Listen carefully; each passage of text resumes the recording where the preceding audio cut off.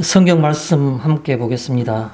오늘 성경 말씀은 에베소서 3장 14절부터 19절까지 있는 말씀입니다. 한 절씩 교대로 읽었으면 좋겠습니다.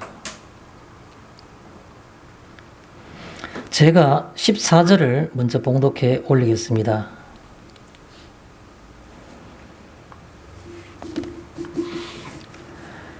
이름으로 내가 하늘과 땅에 있는 각 족속에게 이름을 주신 아버지 앞에 무릎을 꿇고 비노니 그의 영광의 풍성함을 따라 그의 성령으로 말미암아 너희 속사람을 능력으로 강건하게 하시오며 믿음으로 말미암아 그리스도께서 너희 마음에 계시게 하시옵고 너희가 사랑 가운데서 뿌리가 박히고 성도가 끊어져서 능히 모든 성도와 함께 지식에 넘치는 그리스도의 사랑을 알고 그 너비와 길이와 높이와 깊이가 어떠함을 깨달아 하나님의 모든 충만하신 것으로 너희에게 충만하게 하시기를 바랍니다. 아멘.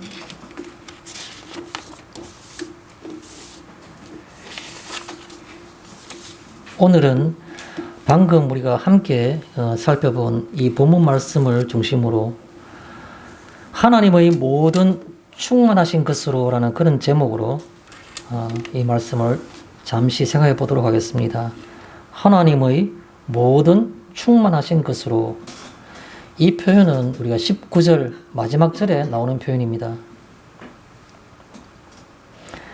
먼저 우리가 그 성경 말씀이 있으니까, 또 오늘 제목으로 삼았으니까 이 말 뜻이 무엇인지부터 조금 살펴보겠습니다. 하나님의 모든 충만하신 것, 그것으로, 그런 뜻이죠. 하나님은 모든 것이 다 충만하신 분입니다. 왜요? 하나님은 부족함이 없으신 분이니까 하나님의 충만이라는 표현들은 쉽게 이해가 되는 그런 개념들입니다. 하나님은 부족함이 없으시다, 모든 게 충만하시다라는 거죠. 그런데 거기에 모든 것이 충만하다는 이 개념은 이해가 되는데, 그럼 이것을 그냥 그것을 끝나는 게 아니고 그것이 마치 도구가 되어서 하나님의 모든 충만하신 것으로, 사실은 그 뒤에 우리 19절에 제일 끝에 보면 너희에게 충만하게 하시기를 구하노라 이렇게 되어 있습니다. 하나님이 충만하신 것으로 그 개념이 끝나는 게 아니고 그것이 작용을 하는데, 성도들에게, 너희에게, 에베소 교인에게, 확장하면 모든 성도들에게, 이 말씀을 읽고 깨닫는 모든 사람들에게 그런 말이 되겠죠. 그 충만하기를 원한다, 그렇게 기도한다는 말입니다. 그러면 우리가 막연하게 하나님은 충만하신 분이라는 존재라는 것을 우리가 이해가 되는데, 그것이 도구가 되어서 그 하나님의 모든 충만하신 것으로 너희에게 충만하게 하시기를 구하노라. 우리에게는 그게 무슨 상관이 있느냐는 겁니다.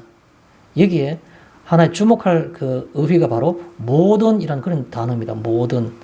하나님의 그냥 충만하심이 아니고 모든 충만하신 것으로, 그렇게 표현하고 있습니다. 여기 모든이라는 말은 무엇일까요? 하나님의 충만하신 그 종류를 얘기하는데, 인간에게 연결될 수 있는 것들은 뭐 여러 개를 꼽을 수 있지만, 뭐 사전적으로 신학적으로 정의된 건 없지만, 그러나 크게 한 세 가지 정도를 우리가 들 수 있습니다. 하나는 뭘까요? 하나님의 영광스러움입니다. 영광. 하나님은 어떠한 존재보다도 그가 유일한 창조주이기 때문에 그에게만 해당되는 영광스러움이 있는 겁니다. 그 영광스러움이 모든 충만 가운데 한 종류인 겁니다. 충만한 영광스러움, 그게 하나님의 본질, 하나님의 신성을 나타내는 하나의 특징이기도 하죠. 그 충만한 그것을 너희에게도 충만하게 하시기를 구하노라. 하나님만이 갖고 있는 신성의 본질인 유일한 비공유적인 속성이라고 볼 수 있죠. 하나님은 영광스러운데, 그런데 하나님만이 영광스러운가? 그렇지 않다는 거죠. 바울은 지금 말하기를 성도들에게, 너희에게 또 하나님이 비공유적인 속성이 아니고 공유적인 속성, 같이 가질 수 있는 속성으로서 너희에게 있기를 원한다, 그걸 얘기하고 있는 겁니다. 영광스러움만 있을까요? 또 다른 걸 생각할 수 있습니다. 능력. 하나님의 충만한 이런 게 뭘까요? 하나님의 능력을 얘기하는 겁니다. 하나님이 전지전능하시다는 그 능력, 그 능력이 성도들에게도 공유적 속성으로 같이 가질 수 있는 속성으로서 물론 완전한 것은 하나님만이 유일하게 한 분이 완전하시지만 그러나 그의 어떤 부분적인 것으로서 같은 어떤 색깔로서 같은 모양으로 같은 형태로 능력이 우리에게도 있게 하시기를 원한다는 겁니다. 바울이 그렇게 구하고 있는 거죠. 마지막으로는 좀 이상하지만 하나를 더 국제간 예를 들자면 하나님이 충만한 것 중에서 그 모든 영역 속에 들어갈 수 있는 것이 어떤 것이 있는가? 제가 생각할 때는 성품이라고 합니다. 성품. 우리가 신의 성품에 참여한 자가 되어 이런 표현이 있지 않습니까? 하나님의 성품. 공의로우시고 끝없는 사랑을 하시는 그의 신의 성품.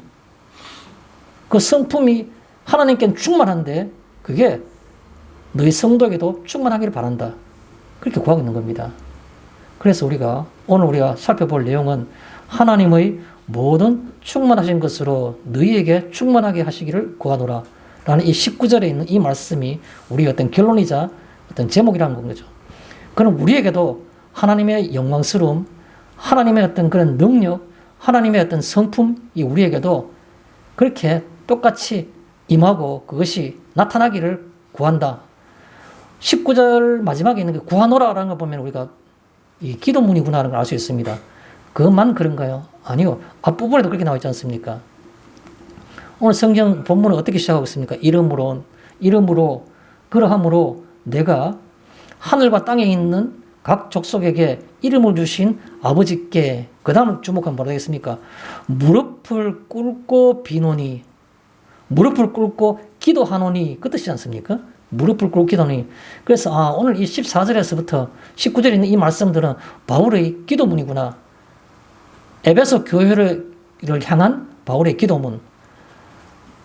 그러면 그것은 좁은 의미로 볼 때에는 분명한 것은 에베소 교회에 보낸 편지글이 이 글이니까 에베소 교회를 위한 기도문이기도 하지만 좀 더 확장하면 이 말씀을 듣는, 이 말씀을 보는, 이 말씀을 대하는 모든 성도들에게 바울이 기도하는 기도문이라 이렇게 볼 수 있는 겁니다. 그러면 그것은 시간적인 그것을 공간적인 것을 넘어서 지금 여기에도 바울이 우리에게 이런 기도를 해주고 있다는 겁니다. 이렇게 되기를 하나님께 구한다는 겁니다.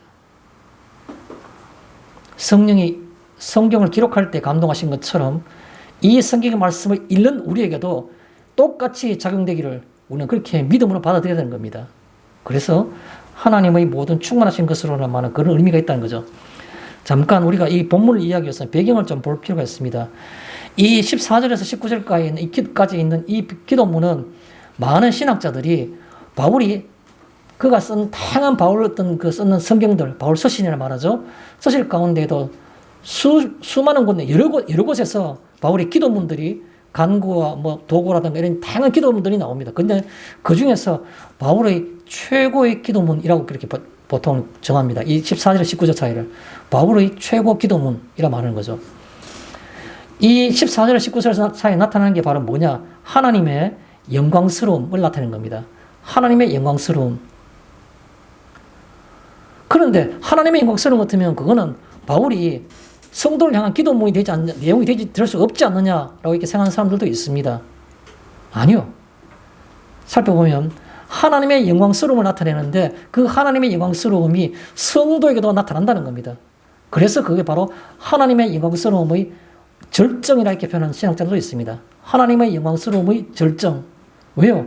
하나님의 영광스러움은 그 본인 스스로만 영광스러운 것이 아니라 그를 믿는 자들에게도 그 영광스러움이 나타나게 하시니까 그 하나님의 영광스러움의 절정이 바로 이 오늘 본문의 내용이다라는 겁니다. 가치로 보면 바울의 최고 기도문이자 내용으로 보면 하나님 영광스러움을 나타내는 것이며 그 영광스러움의 절정을 표현한 것이 바로 이 기도문이다라고 표현하는 겁니다. 왜요? 하나님이 갖고 계시는 속성이 인간에게도 나타나길 바라기 때문에 그 하나님의 영광이 가장 어떻게 보면 영광스러울 수 있는 어떤 그런 방법이기 때문에 그런 겁니다. 또 여기서 사람들이 생각할 것은 뭐냐 하면 바울이 지금 기도하고 있지 않습니까? 에베소 교인을 위해서. 지금 상황이 어떻습니까?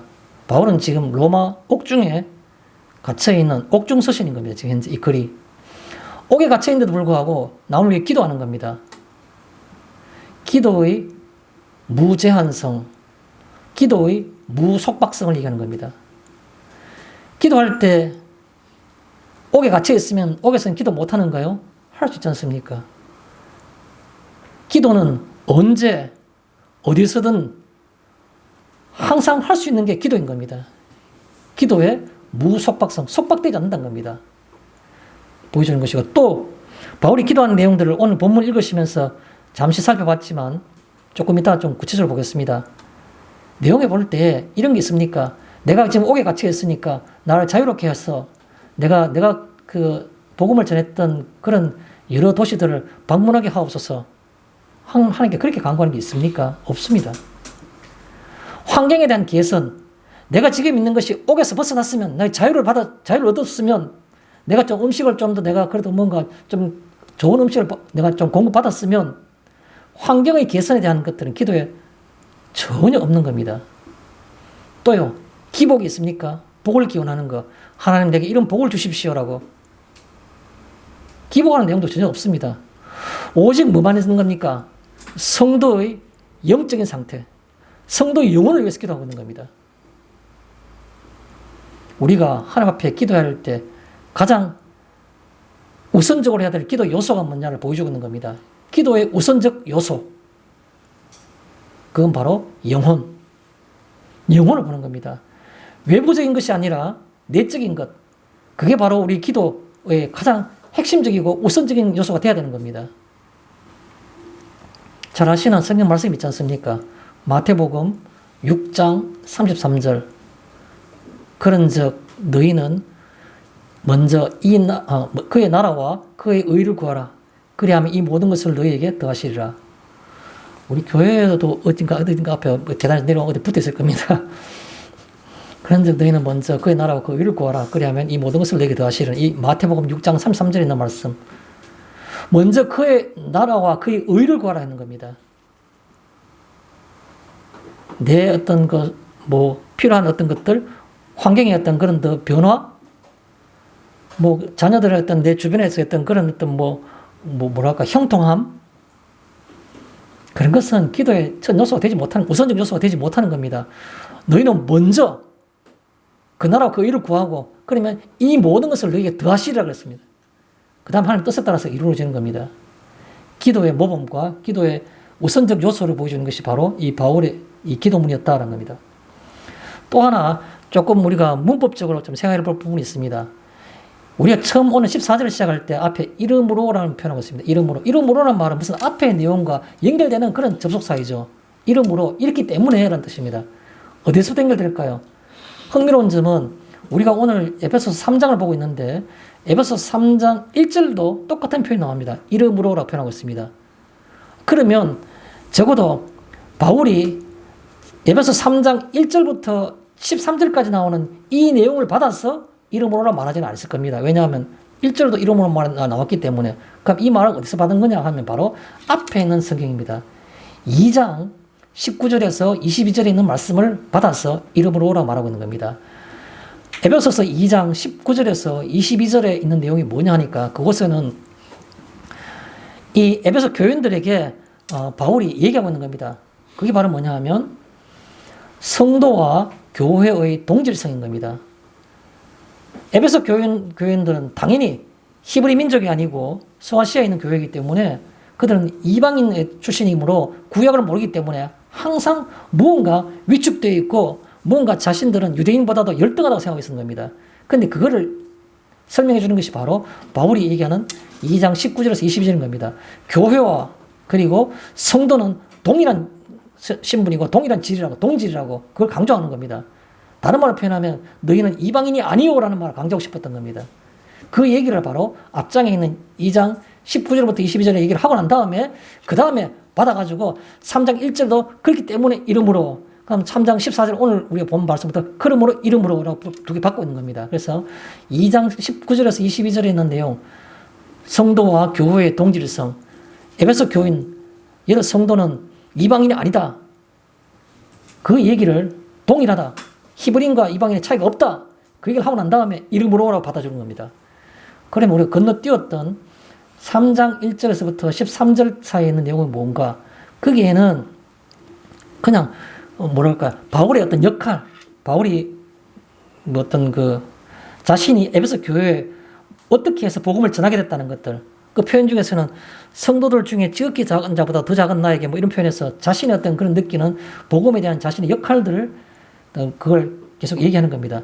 그러면서 덧붙이는 것은 그것은 내가 어떤 원한 것이 아니고 내게 이렇게 이방인의 사도로 사용되도록 해줬던 그 하나님의 어떤 뜻, 그걸 다른 말로 구원의 경륜이라 말합니다. 구원의 경륜. 그래서 에베소 3장 1절부터 13절 사이에는 바울의 역할과 구원의 경륜에 대해서 내가 한 것이 아니고 하나님 뜻 가운데서 이렇게 이루어졌다는 걸 얘기해 주는 겁니다. 그걸 얘기하고 난 다음에 이제 받아들이는 게 바로 오늘 이를 물어보라고 오늘 14절부터 새롭게 나오는 겁니다. 자, 그럼 오늘 14절부터 본문을 보면서 우리가 좀 쉽게 이 본문을 한번 쭉 풀이해 보겠습니다. 3장 14절에 이름으로 내가 하늘과 땅에 있는 각 족속에게 이름을 주신, 이러함으로는 말은 2장이나 말씀이라 그랬죠. 에베소 교인들아, 너희는 이방인이 아니고 하나님의 택한 백성으로서 차별이 없다는 겁니다.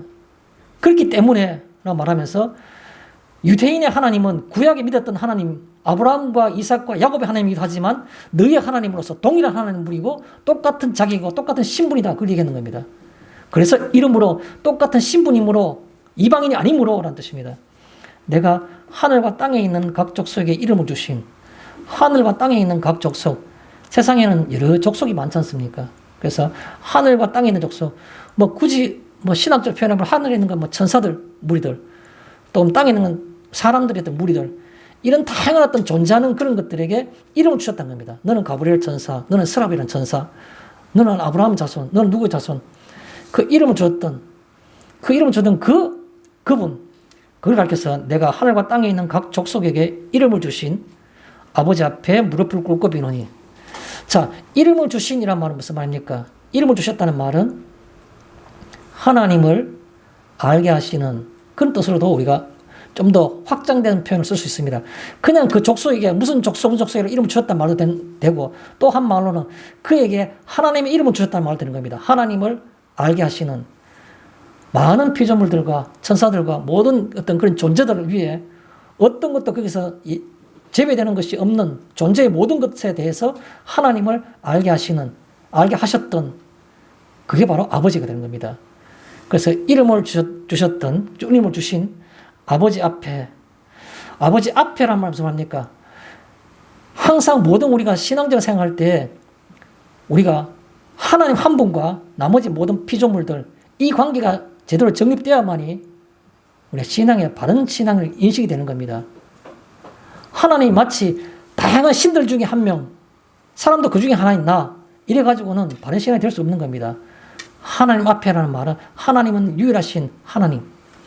이스라엘 사람들이 그 이마에다 통을 만들어가지고 그 속에다가 성경 구절을 넣어가지고 항상 이렇고 팔찌 차고 들어가는 문술조 임방에다가 붙여가지고 항상 붙이는데 이스라엘 민족들이 그렇게 하라고 되어 있기 때문에 지금도 그렇게 뭐 절기가 되면 그렇게 다 합니다. 가장 많이 쓰는 절기, 경귀, 구약 성경 규절이 뭔지 아십니까? 신명기서 4장입니다. 자, 신명기서 6장 4절입니다. 뭡니까, 그게? 이스라엘아 들으라. 여호와 하나님은 한 분 하나님이시니, 그게입니다. 유일하신 하나님. 그게 바로 이스라엘 모든 민족들이 꿈속에서라도, 자다 깨더라도, 의식이 있든 없든 간에 늘 머릿속에 있는 한 줄 딱 있는 게 바로 이스라엘아 들으라. 쉐마 이스라엘, 이스라엘. 그 다음에 여호와 하나님은 한 분 여호와이시니, 하나님이시니 그 뜻입니다. 그게 이스라엘의 유일신 사상인 겁니다. 여기 들어있는 겁니다. 이름을 주신 아버지 앞에란, 우리는 신앙의 주소가 코람데오, 라틴어로 그렇게 말하지 않습니까? 하나님 앞에서. 같은 개념입니다. 앞이란 말은 뭡니까? 마주하고 있는 정면의 그런 뜻이지 않습니까? 우리는 신앙을 어떻게 살아가는 겁니까? 하나님을 항상 마주하고 있어야 되는 겁니다. 하나님을 등지고 있는 게 아니고 그의 시선을 느끼는 거죠. 정면으로, 그 뜻입니다. 하나님의 정면에서. 그런데 저는 그런 생각을 막 가끔 합니다. 제가 가끔은 요나처럼 그냥 니느웨로 가지 않고 다시스로 가기 위해서 하나님 쪽에 등을 보이면서 갈 때가 많습니다. 내 이익이 좀 있는데 이때만은 내가 그냥 모르는 척 또 이것은 상황에 따라 이럴 수밖에 없다는 척 그러면서 돌아서서 등을 보일 때가 많은 겁니다. 하늘과 땅에 있는 각 족속에게 이름을 주신 아버지 앞에, 신앙은 아버지 앞에 있는 겁니다. 무릎을 꿇고란 말씀하니까 이스라엘 사람들, 이 당시에 유대인들 기도하는 형식은 세 가지가 있습니다. 서서 기도하는 방법, 무릎을 꿇고 기도하는 방법, 엎드려서 기도하는 방법이 있습니다. 서서 기도하는 방법이 가장 일반적입니다. 가장 보편적인 방법입니다. 대부분 다 그렇게 기도합니다. 서서 기도하는 것. 무릎을 꿇을 때는 특별한 경우입니다. 예배를 드릴 때 혹은 간절한 그런 기도를 할 때 무릎을 꿇습니다. 예배를 드릴 때 기도 모습이나 간절한 어떤 그런 그 기도를 할 때 무릎을 꿇습니다. 서서 하지 않고. 엎드려서 기도할 때는 자복할 때, 회개할 때 땅에 납작 엎드려서 나는 흙과 같다고 내가 원래 흙이었음을 하나님 기억해 주셔서 이 참담한 이 내 모습을 용서해 달라고 하나님 앞에 죄를 자복할 때 엎드려서 기도하는 겁니다. 근데 여기에 무릎을 꿇고 비논이 빈다는 겁니다. 간절하게 빈다는 겁니다. 간절하게 바울이. 그러면 앞에 나온 이 두 절, 쉽게 말해서 14절과 15절은 바울이 내가 지금 현재 기도한다라는 걸 얘기해주고 있는 거, 실제 그 내용은 그 다음인 16절부터 나오는 겁니다. 16절과 17절에 바울이 기도하는 세 가지 주제가 나온 겁니다. 세 가지 간구하는 내용이 나온 겁니다. 바울은 뭘 지금 현재 하나님 앞에 간구하고 있느냐? 에베소 교인들 향해서 이 세 가지가 있게 해달라고 기도하고 있습니다. 이 세 가지. 첫째 나옵니다. 그의 영광의 풍성함을 따라 하나님은 그 영광이 풍성하기 때문에 그의 자녀들에게도 그 영광을 주시고 싶어 한다는 뜻입니다. 풍성하다는 말은 나누어 줄 만하다는 뜻이 되겠죠. 그의 영광의 풍성함을 따라 그의 성령으로 말미암아, 이거 분명한 도구가 나온 겁니다. 성령 아니고서는 그것이 임할 수가 없다는 겁니다. 성령으로 말미암아 그렇게 말씀하시고 너희 속사람을 능력으로 강건하게 하시오며, 첫 번째 기도 제목입니다. 너희 속사람을 능력으로 강건하게 하시오며, 이게 첫 번째 기도 제목입니다. 우리 성도들의 속사람이 겉으로 보이는 우리의 모습이 아니고, 겉으로 보이는 모습 우리가 강한 사람도 많지 않습니까? 사회적인 지위가 높다든가, 몸이 건강하다든가, 누가 보더라도 좀 탐내고 그렇게 좀 부러워할 만한 그런 것들은 그 사람인 겁니다. 그 사람이 아니고 속사람을 지금 바울은 기도하고 있는 겁니다. 속사람을 능력으로 강건하게. 이게 핵심입니다. 속사람을 능력으로 강건하게. 이게 첫 번째 기도 제목인 겁니다. 우리의 속사람이 능력으로 강건하다고요? 어떻게 알 수 있습니까? 그거 애매모호하지 않습니까? 맞아, 그렇게 생각할 수 있습니다. 그런데요, 분명히 차이가 있습니다. 그건 제가 조금 이따 말씀드릴게요. 첫 번째 제목이 그겁니다. 너희 속사람을 능력으로 강건하게 하시오며. 자, 그 다음에 나온 얘기 뭡니까? 17절이죠. 믿음으로 말미암아. 아까 조금 전에 능력으로 강건하게 하는 것은 성령으로 말미암아라고 표현했지 않습니까? 방법이.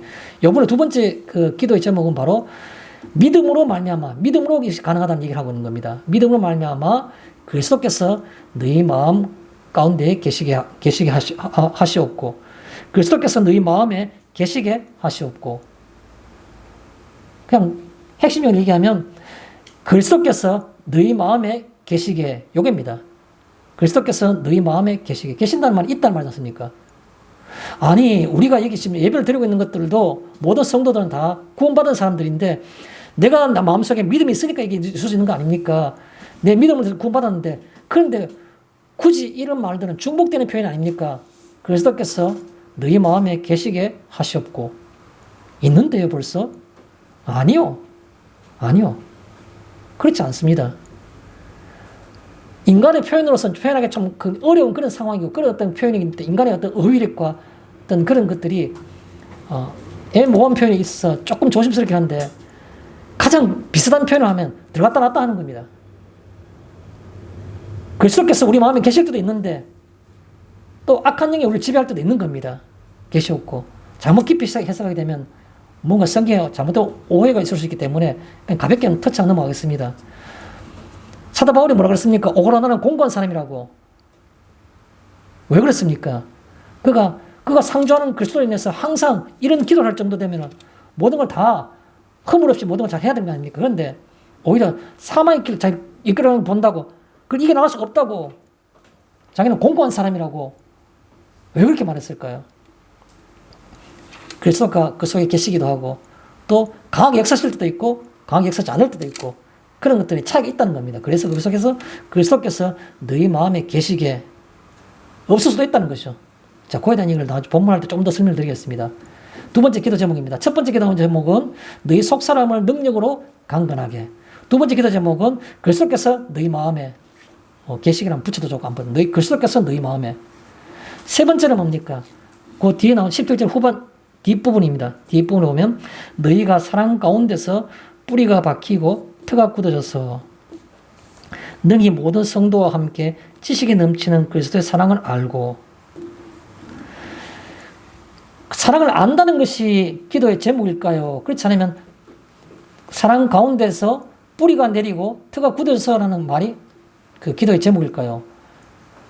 사랑 가운데에서 뿌리를 받고 터가 굳어져서라는 이 표현이 바로 세 번째 기도 제목인 겁니다. 너희가 삶을 살아가는데 인생 가운데 살아갈 때에 사랑 가운데에 뿌리를 받고 그리고 터가 굳어지기를 간구한다. 그 뜻입니다. 나머지 뒷부분들은 결론적인 부분이겠죠. 그렇게 되면 능히 모든 성도와 함께, 능히 모든 성도와 함께라는 말은 성도는 원래부터 이런 공통점이 있어야 된다는 겁니다. 모든 성도와 함께라는 말은 우리가 같이 투게더 같이 가자는 말이 아니고 이게 공통점이다. 성도가 바른 신앙을 하는 모든 성도들은 이게 공통점이라는 겁니다. 함께 지식에 넘치는 말은 굉장히 표현이 어색한 표현인데 지식으로는 이해할 수 없는, 지식으로는 우리가 다가갈 수 없는 그 뜻입니다. 인간이 가지고 있는 학문과 철학과 어떤 인생의 경험과 어떤 지혜라 이런 것들을 통해서는 절대로 하나님의 사랑, 그리스도의 사랑을 알 수가 없다는 겁니다. 그걸 지식에 넘치는 이란 말을 합니다. 지식에 넘치는. 지식으로는 100% 알 수가 없는, 절대로 다 알 수가 없는 그 말이 바로 지식에 넘치는 이란 표현입니다. 그리스도의 사랑을 알고 지식으로는 알 수 없지만 그러나 그리스도의 사랑이 있는데 그것을 알기를 바란다는 겁니다. 알고. 물론 아는 것은 지식이 넘치니까 100% 알 수는 없겠죠. 더더욱 부분적으로 알아가는 것이 맞겠죠. 자, 그런데 그 아는 것이 있는데 그걸 표현할 때 이런 표현하고 있습니다. 너비와 길이와 높이와 깊이가 어떠함을 깨달아. 그 크기를 표현할 때 가로, 세로, 높이, 깊이 이렇게 표현하고 있는 겁니다. 어떤 신학자들은 뭔가 해석들을 많이 합니다. 이게 원래가 요한계시록 21장에 나오는 어떤 그런 새 예루살렘의 모습이나 에스겔서에 나오는 어떤 그런 그 환상 중에 봐는 어떤 그런 그 천상의 어떤 모습이나 다 정방형, 육면체 같은 그런 모습으로 성이 표현됐기 때문에 그래서 정육면체나 혹은 직육면체 같은 이런 표현으로 표현하다 보니까 가로세로 높이 같은 이런 표현들을 썼다 이거 신학적으로 온갖 해석들이 많습니다. 중요하지 않습니다. 그거는. 그냥 이렇게 생각하면 좋겠습니다. 우리가 지식으로는 알 수 없는데 그런데 그것을 우리가 반드시 알아야 되는데 알아야 되는 관점에서는 우리가 그 어떤 전체의 어떤 크기 그거를 한쪽 관점, 또 다른 관점, 가로라는 관점, 세로라는 관점, 높이라는 관점, 깊이라는 관점 이런 한 4가지 관점으로 봤으면 좋겠다. 그렇게 되길 바란다. 굳이 그걸 해석할 때 이렇게 해석할 수 있습니다. 첫 번째, 너비란 말은 우리가 넓이, 우리가 세로라 말해야 됩니까? 넓이라는 말은 뭡니까? 지금 말하고 있는 것은 그리스도의 사랑을 표현하는 표현이 이 표현인 겁니다. 그리스도의 사랑의 너비가 뭐냐는 겁니다. 그것이 어떠함을 깨달아고 표현했으니까 우리가 어떠한지를 우리가 생각해 봐야 된다는 거죠. 너비가 뭡니까? 너비는 나 같은 것도 라는 생각을 해야 하는 겁니다. 나 같은 것도. 하나님께서 예수 그리스도를 통해서 구원하시는데 그 구원의 대상이 쭉 있을 때 그 구원의 대상이 폭이 너비가 아브라함만 있는 게 아니고 너비가 나 같은 것도 그게 있던 겁니다. 나 같은 존재 이게 바로 그 너비에 해당되는 겁니다. 그 넓이가 얼마나 넓었냐. 내가 생각해 볼 때 나 같은 존재는 끼를 수가 없는 그런데 거기에 내가 끼어 있는 겁니다. 그게 바로 그 너비를 얘기하는 겁니다. 길이는요. 만세 전부터 창세 전부터 하나님이 나를 생각하시고 돌아보신 것이 언제입니까? 내가 어머니 뱃속에서 태어났을 때 세상에 내 모습 나타났을 때입니까? 아니요. 성경에 너를 창세 전부터 너를 택정하여 불렀다 말하고 있습니다.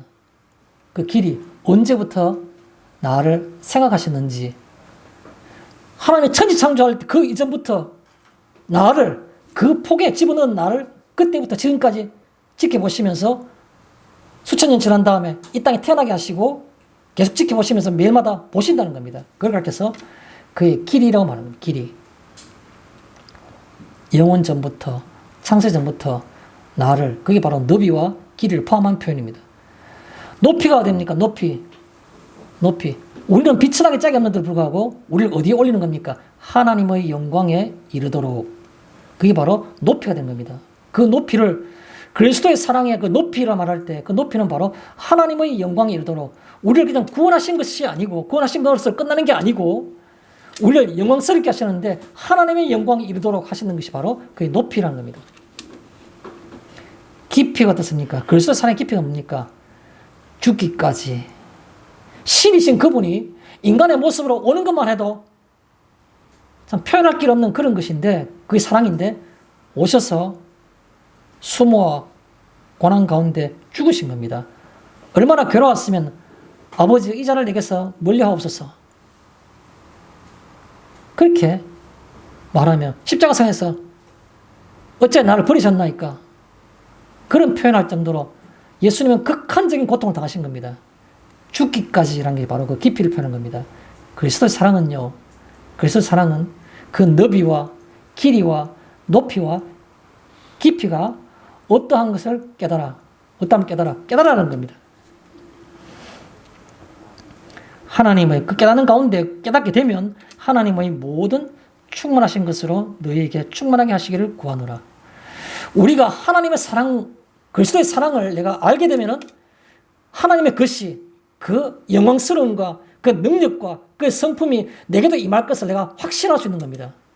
이 너비와 길이와 높이와 깊이를 모르니까 설마 내게도 이런 능력이, 하나님의 능력과 하나님의 성품이, 하나님의 영광스러움이 내하고는 상관없을 것 같아. 나는 그냥 구원받는 것으로 끝나고 싶어. 내게 뭘 더 바라겠어? 아니요. 그거는 그리스도의 사랑을 제대로 모르기 때문에 그렇게 생각하는 겁니다. 그리스도의 사랑을, 너비와 길이와 높이와 깊이를 깨달아 알게 되면 하나님의 그 모든 충만하심이 우리에게도 임하는 것을 우리가 알 수 있고 믿을 수가 있는 겁니다. 그걸 바울은 기도하고 있는 겁니다. 그렇게 그걸 구한다고, 충만하게 되기를 바란다고. 제가 질문 하나 드리면서 본론으로 들어가겠습니다. 성도님들께 제가 드린 질문입니다. 물론 제게도 가는 개인적인 질문이기도 합니다. 자문이기도 하는 겁니다. 당신은 성숙한 성도이십니까? 당신은 성숙한 성도이십니까? 마음에 두고 한 주간 생각해 보셨으면 좋겠습니다. 잘 모르겠고요. 나는 지금 믿는 것으로도 충분해요. 내가 구별됐고 세상과는 내가 분명히 단절되어 있고 내 나름으로서는 기쁨도 느끼며, 정말 그런가요? 본론을 통해서 한번 우리가 살펴보겠습니다. 자, 본론 들어갈 때 첫 번째 16절에 이런 말씀이 있습니다. 능력으로 강건하게 라는 표현이 있습니다. 능력으로 강건하게. 너희 속사람을 능력으로 강건하게. 첫 번째 기도 제목의 핵심이죠. 우리 속사람이 능력으로 강건하게 되는 것. 자, 여기에 제가 표현 하나 하겠습니다. 속죄와, 죄를 용서받는 것이죠. 속죄와 구원의 단계가 아닌 그런 뜻입니다. 속죄와 구원의 단계가 아닌, 이 뜻입니다. 뜻이 그겁니다. 아니, 속사람이 능력으로 강건하게 되는 것이, 능력으로 강건하게 되는 것이 이 말과 무슨 상관이 있습니까? 상관이 있습니다. 유명한 설교자인데 스펄전 목사님이라고 들으면 아마 좀 아시면 다 아실 겁니다. 로이드 존스 목사님 거의 못지않을 정도로 그 유명하신 그 설교자이죠. 스펄전 목사님. 제가 어릴 때 그 교회 그 목사님들이 보통 그 목사님이 위임식 같은 거 하게 되면 교회에서 선물을 합니다. 그 당시에 요새 돈으로 말하면 뭐 수백만 원 할 겁니다. 그때 돈으로도 수만 원이나 수십만 원 정도 됐으니까. 그렇게 하는 것이 바로 주로 로이드 존스 목사님의 설교집, 강의 설교집, 전질, 아니면은 스펄전 목사님의 강해 설교집 전집, 이걸 보통 목사님께 사드립니다. 목사님들이 가난하고 힘들게 사시던 그런 시절이어서 개인으로서는 한 권, 두 권 사기가 쉽지 않았습니다. 근데 그걸 전집으로 몇십 권 되는 걸 갖다가 사는 것은 거의 불가능한 거죠. 요즘 돈으로 몇백만 원씩 하는 겁니다. 최소한 몇백만 원. 그래서 그걸 이제 목사님 위임식에 선물로 드린 겁니다. 그때 많이 하는 것이 바로 이 목사님, 스펄전 목사님의 강해 설교집도 많이 했는 거죠. 스펄전 목사님 그렇게 표현하고 있는 겁니다. 일반 그리스도인과 그리고 충만한 그리스도인으로 구분하고 있습니다. 일반 그리스도인이 뭡니까? 내가 하나님의 은총 가운데 구원을 받아서 내가 그리스도인으로 살아가는 겁니다. 구원받은 사람인 겁니다. 그런데 충만한 그리스도인은 그보다 한 번 더 성숙한 그와 같은 신앙을 성숙한 그리스도인을 말하는 겁니다. 충만한 그리스도인을 말하는 겁니다. 그래서 제가 조금 전에 질문 드렸을 때 여러 성도님들은 성숙한 성도이십니까? 라고 물었는데 여기에 나오는 충만한 그리스도인이 바로 거기에 해당되는 겁니다. 능력으로 강건하게라는 말은 일반 그리스도인이 아니고 충만한 그리스도인이 맞는가? 충만한 그리스도인이 되기를 그 뜻인 겁니다. 단계가 있는 겁니다.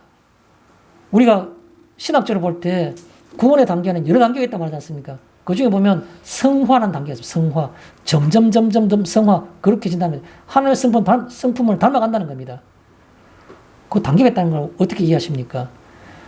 구원받은 자들에게도 단계가 있는 겁니다. 그래서 일반 그리스도인, 속죄와 구원의 단계에 머물러 있지 않는 충만한 그리스도인으로서, 다른 말로 일반 그리스도인이 아닌 그 뜻이 바로 여기에 능력으로 강건하게, 그런 충만한 그리스도인이 되도록 그 뜻인 겁니다. 능력으로 강건하게란 말은. 또 16절에 이런 말이 있죠. 도구가 있습니다. 어떤 방법입니까? 성령으로 말미암아.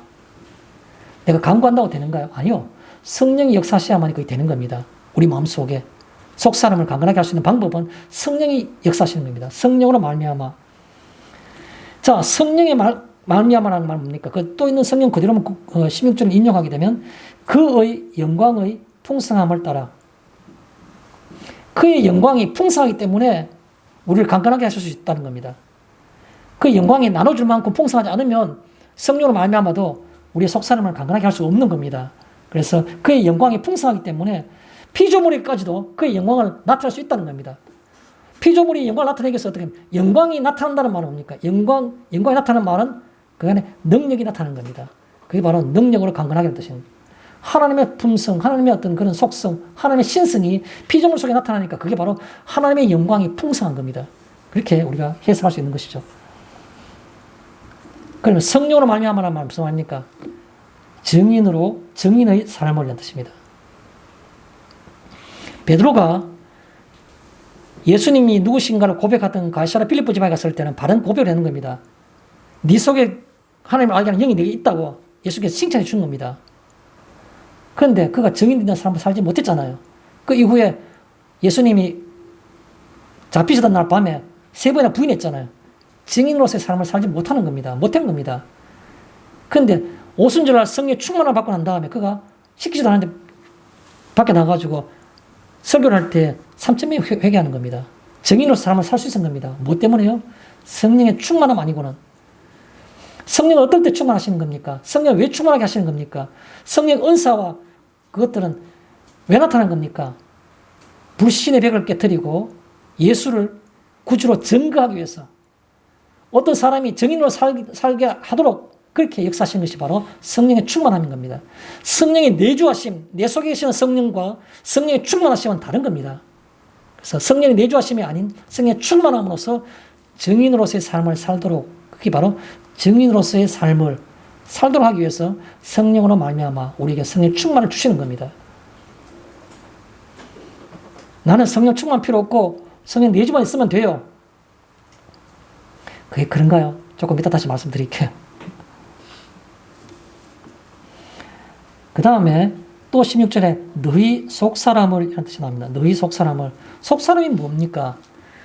거듭난 영혼을 속사람이라고 말하는 겁니다. 거듭난 영혼, 속사람. 거듭난 영혼이 거듭났기 때문에 이미 구원받은 겁니다. 그런데도 불구하고 그 속사람이 능력으로 강건하게 되기를 바란다고 바울은 기도하고 있는 겁니다. 그냥 거기서 머물러서는 안 된다고 말하고 있는 겁니다. 자, 너희 속사람을이란 말은 또 다른 말을 표현하면 그 사람이 아닌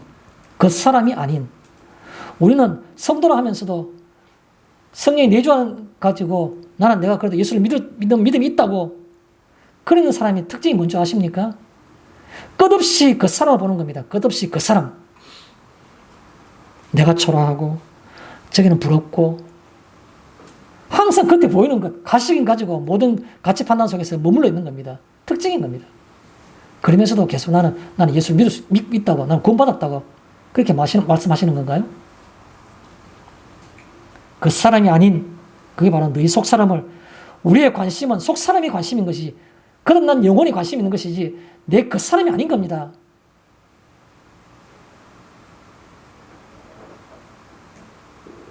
그 다음에 너희 속 사람이라는 것은 주님을 따르려는 영혼, 주님을 따르려고 하는 영혼, 그게 바로 우리 속 사람인 겁니다. 또 우리 속 사람의 특징이 바로 뭐냐면 영적 갈급함이 있는 영혼, 그게 바로 우리 속 사람인 겁니다. 속 사람은. 그 사람은 절대로 영적 갈급함이 없어요. 부족한 게 없어요. 내 자식 출세하면, 내가 명예스러우면 만족하는 겁니다. 잠이 잘 와요. 내 영혼이 얼마나 피폐하고 갈급한지는 관심이 없는 겁니다. 그러면서도 나는 항상 교인이라고, 성도라고, 구원받았다고. 조금 이따 말씀드릴게요. 자, 두 번째, 17절에 보면 그리스도께서 너희 마음에 가슴 저리는 그 표현 아닙니까? 그리스도가 너희 마음에. 구원받고 이미 성도가 된 에베소 교인들에게 바울이 간절하게 무릎을 꿇고 하나님께 기도하는 겁니다. 제발 저 에베소 교인들 속에, 교인들 성도들 가운데에, 그들 마음 가운데 그리스도가 있게 해달라고. 그리스도께서 너희 마음에 계시게 하시옵고. 좀 이상하고 듣기 거북하지 않습니까? 성도들 향해서 기도하는데 그리스도께서 너희 마음에 있게 하시기를 바란다고. 깊이 생각해 봐야 됩니다. 여기에 그리스도께서 너희 마음이란 말은 무슨 말입니까? 그리스도의 지속적 임재가 있는 것 같기도 하고 없는 것 같기도 하고, 강하게 작용하기도 하고 약하게 작용하기도 하고, 그게 아니고 지속적 임재. 그리스도께서 내 마음을 완전히 사로잡아서 늘 날 주장하시는 그리스도의 지속적 임재를 가리키는 겁니다. 여기서 그리스도께서 너희 마음에란 말은, 다른 말로 표현해 볼까요? 믿음의 최고 경지가, 그게 바로 믿음의 최고 경지인 겁니다. 그리스도께서 내 마음을 온전히 사로잡아서 내가 그 속에서 항상 살아가고 시간을 보내는 것, 그게 바로 믿음의 최고 경지라고 볼 수 있는 겁니다. 그리스도께서 내 마음에 온전히 지배해야 되는 거죠. 내 마음에. 그 다음에 그것을 어떻게 하는 겁니까? 내가 그것을 필요함을 알고 원해야 되는 겁니다. 필요함을 알고 원함으로.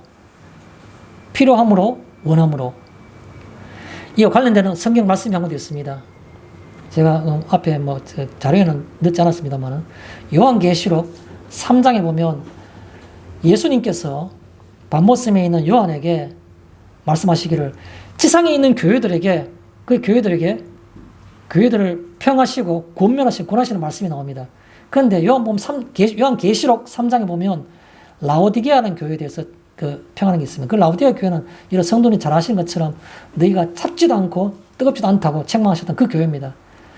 그 라오디게아 교회에 대해서 예수님께서 사도 요한에게 말씀하실 때 나오는 표현이 3장 20절에 이런 표현이 있습니다. 요한계시록 3장 20절에 볼지어다 내가 문 밖에 서서 두드리노니 누구든지 내 음성을 듣고 문을 열면 내가 그에게로 들어가 그와 더불어 먹고 그는 나로 더불어 먹으리라.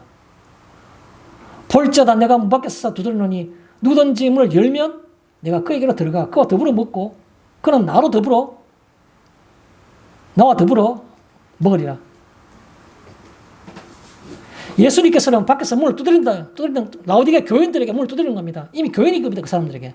그런데 주님이 그 속에 없기 때문에 문을 두드리는 겁니다. 없는 것도 문제인데 두드려도 문을 안 연다는 겁니다.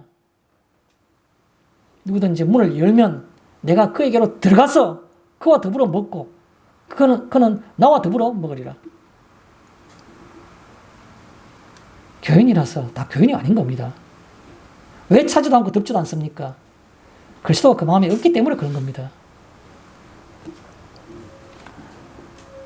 그 다음에 17절에 보면 이 그리스도가 우리 마음에 있을 수 있는 것은 도구가 있는데 뭐로 말미암는 겁니까? 믿음으로 말미암아라는 표현이 17절에 있습니다. 믿음으로만이 그리스도가 우리 마음에 있을 수 있는 겁니다. 믿음으로 말미암아. 다른 말로는 뭡니까? 믿음으로만이. 또 앞에 수식을 붙이면 살아있는 믿음으로만이. 믿음과 살아있는 믿음은 어떤 차이가 있습니까? 행함이 있으면 살아있는 믿음이요, 행함이 없으면 죽은 믿음이라고 야고보가 그렇게 말하지 않습니까? 살아있는 믿음으로만이 그리스도가 우리 마음에 있을 수 있는 겁니다. 살아있는 믿음만이. 머리는 가득 차 있어요, 성경 지식이. 그런데 손이 따라가지 않는 겁니다. 그건 행함이 없는 믿음이고 죽은 믿음인 겁니다. 바울 서신 말미에 보면 여러 성경에서 보면 누가 너에게 안부를 전하고 누가 문안하고 누가 문안하고 이런 말들 많이 하는데 그중에 공통적으로 많이 나왔던 사람 중에 하나가 바로 데마라는 사람. 근데 바울이 나중에 보면 디모데 후서에 가면 바울 서신 후기에 쓰는 편지에 보면 데마는 세상을 사랑해서 떠났고 무슨 말인 겁니까 도대체? 성경에 그런 성경도 있지 않습니까? 히브리서 6장 4절 5절 6절인가? 건물에 보면 히브리서 6장 4절 5절 6절에 보면 한 번 빛을 받고 그 은사를 맛보고 은혜를 맛보고 또 능력을 받은 자가 그런데 그걸 떠나게 되면 믿음을 버리게 되면 다시 회개할 수 있는 기회가 없다고 그 말씀이 히브리서 6장 4절 5절 6절에 나와 있습니다. 보십시오. 한번 믿으면 구원 받는다고요. 그것처럼 여기 그 얘기가 나오는 겁니다. 살아있는 믿음으로만이 그게 믿음으로 말미암아라는 뜻입니다. 또요. 믿음으로 말미암다는 말은 믿음으로 말미암아니 우리가 그리스도를 마음에 우리가 그 중심에 둘 수 있죠. 너희 마음에 그리스도가 너희 마음에 계시게. 이거 잘 직접적으로 연결되는 어떤 그 성경 요절 있지 않습니까? 우리 잘 아는 요절인데 이미 우리가 공부했던 요절입니다. 갈라디아서 2장 20절 뭐로 되어 있습니까?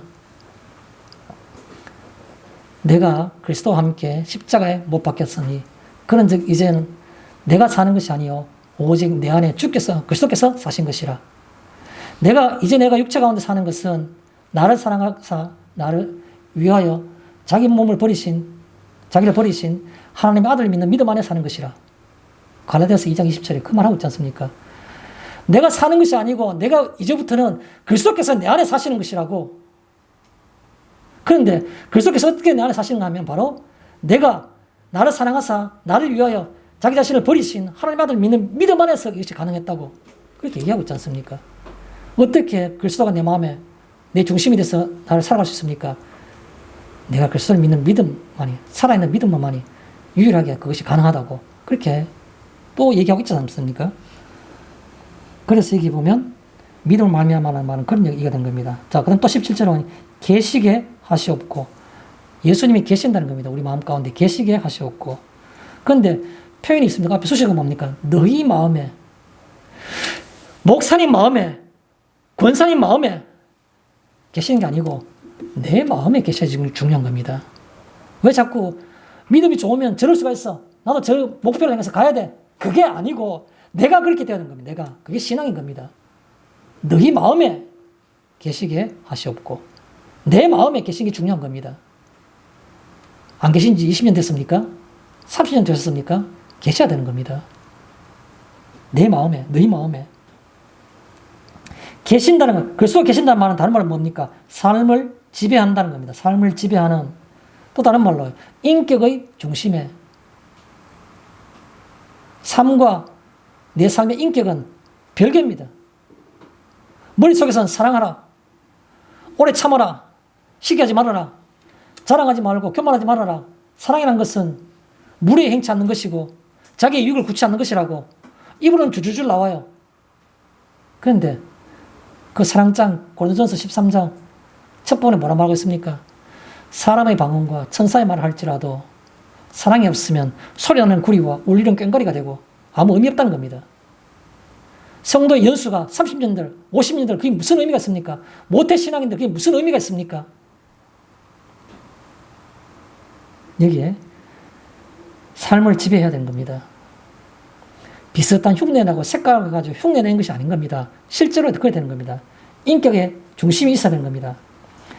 자, 그 다음에 세 번째, 17절에 너희가, 세 번째 기도문입니다. 너희가 사랑 가운데서, 사랑 가운데 있다는 말을 표현할 때 이런 표현하고 있습니다. 뿌리가 박히고 라는 17절 말씀이 있죠. 뿌리가 박히고. 자, 그러면 이걸 갖다가 머릿속에 상상해 보겠습니다. 흙이 있고 식물이 자라는 겁니다. 뿌리라는 말은 식물을 표현하는 것이죠. 그러면 흙은 뭡니까? 사랑인 겁니다. 뿌리는 겁니까? 우리의 삶인 겁니다. 우리의 삶의 뿌리가 어디에 두는 겁니까? 뿌리는 깊으면 깊을수록 잘 자랄 수 있죠. 어디에? 토양 속에 깊이 뿌리 박는 겁니다. 토양이 뭡니까? 사랑이라는 토양 속에 뿌리 박는 겁니다. 우리의 삶 자체에서 필요한 모든 것들에, 필요한 것들의 제공, 필요한 제공들은 바로 흙으로부터, 식물이 흙으로부터 양분과 물을 빨아올리듯이 우리 인생에서, 우리의 인생이라는 이 나무가 살아가는 것들은 사랑이라는 토양 속에서 필요한 모든 걸 공급받아야 되는 겁니다. 사랑이라는 토양으로부터. 그리스도의 사랑을 알고 또 내 이웃을 내 몸과 사랑하고 하는 그 사랑이라는 토양 속에서 우리 인생에서의 참된 삶이, 생명이 유지될 수 있고 필요한 것들을 공급받는 겁니다. 그래서 여기에 너희가 사랑 가운데서는 말은 뿌리가 박히고라는 말은 모든 공급이 사랑으로부터 공급받는 겁니다. 그리스도의 사랑이 내게 넘치고 내가 이웃을 사랑하는 그 사랑이 내 토양이 되고, 그다음 두 번째, 터가 굳어져서 17절 그런 표현이 있죠. 터가 굳어져서. 터가 굳어진다는 말은 건축을 얘기하는 겁니다. 건축물. 예수님께서도 너희가 반석 위에 집을 지었느냐, 모래 위에 집을 지었느냐 비유로 말씀하신 적이 있습니까? 그때 그 터 같은 단어입니다. 터가 굳어져서 말합니까? 우리의 기초는, 건물의 기초는, 내 삶이라는 인생이라는 어떤 그런 건축물의 기초는 사랑이라는 그 기초에서 시작한다는 겁니다. 주춧돌이 바로 사랑의 주춧돌에서 시작한다는 겁니다. 복잡하게 생각할 거 없습니다. 이거 하나만 아시면 우리의 삶이 바른 삶이 되고 바른 신앙이 되는 겁니다. 우리 삶이라는 그런 그 건축물의 기초는, 바닥은, 그건 바로 사랑이라는 어떤 그것이 바로 우리의 건축물의 기초가 된다는 거죠. 인생의 기초가 된다는 겁니다. 자, 그 다음에 18절에 보니까 그리스도의 사랑을 알고, 그리스도의 사랑을 알고라는 말 앞에 보면 모든 성도와 함께라는 표현이 있습니다. 그러면 이거는 한 사람이 해당되는 것이 아니고 성도라고 하면, 성도의 자격이 있으면, 성도라고 말할 수 있는 사람이라면 그게 붙어있는 말이 바로 모든 성도와 함께 공통적으로 그 뜻입니다. 공통적으로. 나는 달란트가 있는데 사랑의 달란트가 있고 나는 전도의 달란트가 있다가 아니요. 사랑은 모든 사람 다 공통적으로 있어야 되는 겁니다. 재능에 해당되는 것이 아닌 겁니다. 그 다음에 지식에 넘치는 말과 설명을 드렸고, 자, 마지막으로 19절에 충만하게 하시기를, 하나님의 모든 충만하신 것으로 너희에게 충만하게 하시기를, 인간, 성도에게 하나님의 충만한 것을 충만하게 하시기를 구한다고 그렇게 사도 바울은 마지막 기도문을 끝맺고 있습니다. 충만하게 하시기를. 대상이 있지 않습니까? 앞에 뭐라 되어 있습니까? 너희에게. 믿음 좋은 그런 성도들에게가 아니고 너희에게, 한 사람 한 사람에게. 여기 있는 우리 모든 성도들이 예외가 없는 겁니다. 바울은 우리에게 그렇게 말하고 있는 겁니다. 너희에게, 한 사람 한 사람 성도에게라고 표현하고 있는 겁니다.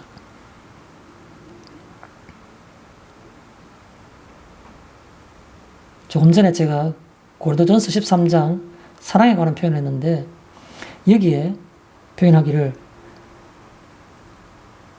그 하나님의 사랑을 뿌리를 받고 터가 굳어서, 근데 그 충만한 것들이 성도에게 나타났어. 그것이 우리가 나타나야 되는데, 우리는 개인적으로 볼 때 저는 자랑하지 말라, 자랑하지 말고, 교만하지 말고, 안 돼요. 틈만 있으면 내 자신을 드러내려고 그러고, 내가 보잘것없지만 간혹 보면 사회적인 모든 지위랄까, 사회적 어떤 거 볼 때 가지고 내보다 열악한 사람이 있어요. 얼마나 반가운지 몰라요.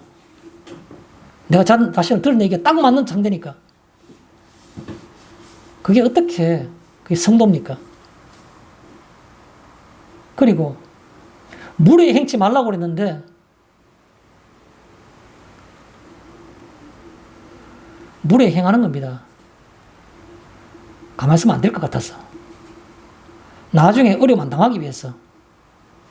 또 이게 내한테 개인적인 이익이 되니까 잠깐의 창피하고 잠깐의 무한한 것은 어쩔 수 없고 두고두고 이게 내가 이익이 되니까 무례하는 겁니다. 무례하는 게 대부분의 가장 큰 게 이유가 뭐냐? 그 다음 나온 겁니다. 자기 유익을 굳이 아니하며 이익이 되는 겁니다. 죄송한 얘기 하나 할게요. 어느 목사님 모임에 가서 들은 얘기입니다. 어느 사찰 절에서 승려들이 모여가지고 무슨 모임을 가졌답니다. 다 무슨 굉장히 좀 어느 정도 레벨이 있는 그런 뭐 어떤 그런 승려들이라서 점잖은 사람들이에요. 모임이 한 100명쯤 되는데 그게 그 모임에 돌아갈 때 기념품으로 110개쯤을 기념품을 준비했답니다. 근데 돌아갈 때쯤 되니까 싹 다 나가고 10개 남아있는 게 없더랍니다. 110개 다 나갔답니다. 어느 목사님이 그런 얘기를 하니까 옆에 듣고 있던 목사님이 그런 얘기 하더라고요. 아마 교회에서 말하면 목사님들은 뒷부분 사람들은 못 받았다고 떠돌아갈걸? 그렇게 말하는 걸 들은 적이 있습니다. 무슨 얘기입니까 도대체?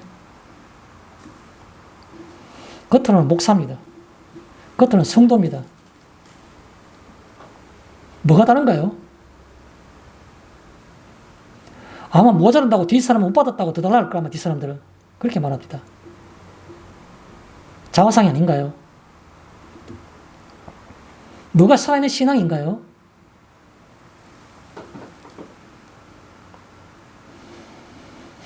충만하게 하시기를 너희에게 하라는 겁니다. 너희에게. 우리 자신을 보는 것이 중요한 겁니다. 하나님의 모든 충만하신 것으로 우리에게 임하는 것이 세상에 주는 것이 아니고 하나님의 그 신성, 하나님의 충만한 것을 우리에게 주신다는 겁니다. 바울은 그것이 우리에게 있기를 바란다고 그렇게 기도하고 있는 겁니다. 바르트라는 신학자 제가 늘 소개한 적이 많습니다. 바르트는 그렇게 말합니다. 교회는 그리스도의 충만이라라는 그런 표현을 한 적이 있습니다. 교회는 그리스도의 충만이라. 교회는 보이는 유형적인 건물을 교회라는 것이 아니고 예수를 믿고 구원받은 그 물이 눈에 보이지 않는 무형교회, 이걸 교회라 말할 때 무형교회의 핵심과 정체성과 특징은 바로 그리스도의 충만이라. 그리스도의 모습이, 그리스도의 인격이, 그리스도의 사랑이 그 속에 충만한 것을 교회라 말한다는 겁니다. 바르트는 그렇게 표현하고 있습니다. 두고두고 대시해 보아야 될 필요가 있는 그런 표현입니다. 교회는 그리스도의 충만이라. 그리스도의 신성, 그리스도의 인격, 그리스도의 그 사랑이 가득한 그것이 바로 교회라고, 성도라고 표현하고 있는 겁니다. 말씀을 정리하겠습니다. 제가 뒤에 말씀을 드리겠다 하고 몇 번 미룬 게 있습니다. 성도는 한번 믿으면 구원받는가? 그런 성경 구절도 있습니다. 그런데 반대된 성경 구절이 있다고 제가 누차 말씀드렸죠. 대표적인 성경 구절이 빌립보서 2장 12절입니다. 빌립보서 2장 12절. 그러므로 나의 사랑하는 자들아, 너희가 나 있을 때뿐 아니라 더욱 지금 나 없을 때에도 항상 복종하여 두렵고 떨림으로 너희 구원을 이루라. 이 표현인 겁니다. 아니, 빌립보 교인들, 그 빌립보 교인, 특히 빌립보서는 기쁨의 복음서라, 기쁨의 성경이라 말할 정도로 항상 기쁨에 대해서 얘기하는데 갑자기 찬물을 하는 겁니다. 그러므로 나의 사랑하는 자들아, 너희가 나 있을 때뿐 아니라 더욱 지금 나 없을 때에도 항상 복종하여 두렵고 떨림으로 너희 구원을 이루라. 그렇게 표현하고 있는 겁니다. 두렵고 떨리고 그렇게 하지 않으면 어떻게 합니까? 구원을 이루지 못한다는 겁니다. 제가 질문 드렸던 이런 성도님들은 성숙한 성도이십니까? 그리고 성경에서 말하고 있는 성화라는 것, 점점 주님의 모습 닮아간다는 성화의 단계는 무엇을 우리에게 의미하는 겁니까? 그걸 다시 되묻고 싶은 겁니다. 말씀을 정리합니다. 오늘 바울은 세 가지를 기도하고 있습니다. 하나님께. 속사람이 성령 안에서 능력으로 강건하기를, 또 그리스도께서 우리 마음 가운데 계시기를, 또 그리스도의 사랑을 생각하고 그 사랑으로 살아가기를, 이렇게 기도하고 있습니다. 우리가 이것을 행할 때 하나님의 능력과 하나님의 성품과 또 하나님의 영광이 우리의 현실 속에서 우리를 지배하는 그런 삶이 될 줄로 압니다. 이런 삶이 되기를 주님의 이름으로 축원합니다. 마치겠습니다.